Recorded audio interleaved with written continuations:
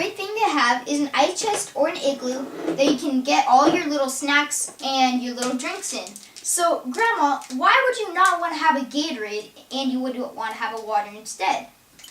Well, Gatorade is used to replace all of the electrolytes that we lose when we are running and sweating and all that type of thing. Hydration is really important when you're playing baseball or any sport. It's really important to keep hydrating the body.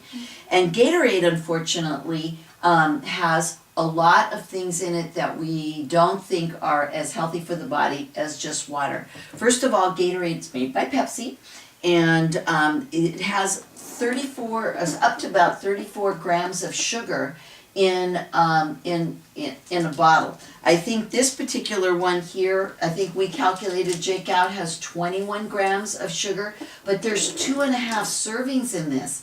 And 2.5 servings means that there is 52 grams of sugar in this one little bottle, which is equal to 13 teaspoons of sugar. Would you sit down and eat 13 teaspoons of sugar all at once? How many Snickers is that?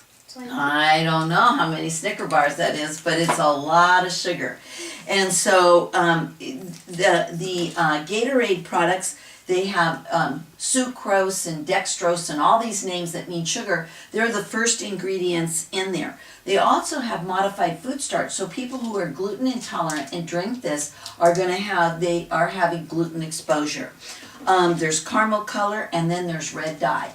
Red dye makes some people very hyper, and when the brain is hyper, you can't make great decisions like about where to throw the ball and how fast to throw the ball. So it kind of inhibits some of the things that you want to be able to do when you're playing baseball. So that's why I don't feel that Gatorade is one of the best things to choose. Also in Gatorade, there's twice the sodium as there is potassium, and so you're actually putting your electrolytes out of balance, and that's not something that makes you feel good if your electrolytes are not in balance.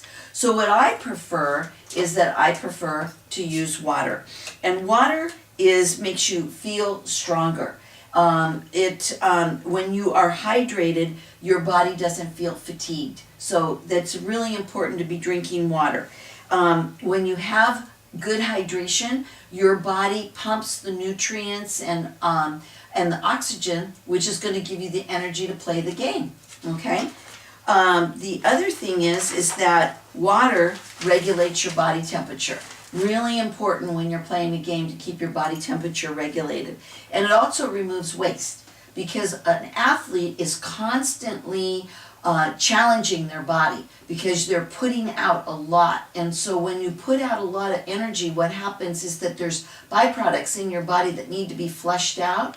And so by drinking water, you flush out those particular byproducts. Mm-hmm. So it's really important that before a practice or a workout or a game, that you drink about 15 to 20 ounces of water very slowly. So that's like 2 to 3 glasses, 8-ounce glasses of water. That should be done 2 hours before you go to the game, and it should be drank very slowly. And then you should never have caffeine or soda before a game, because that actually helps you to release water, and we want to stay hydrated. Very important. And so then right before the game, you want to drink an 8-ounce glass of water right before the game.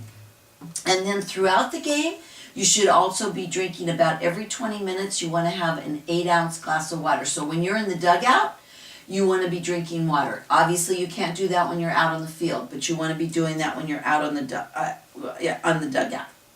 So that's a lot of water. It's a lot of water because you're sweating out a lot of water.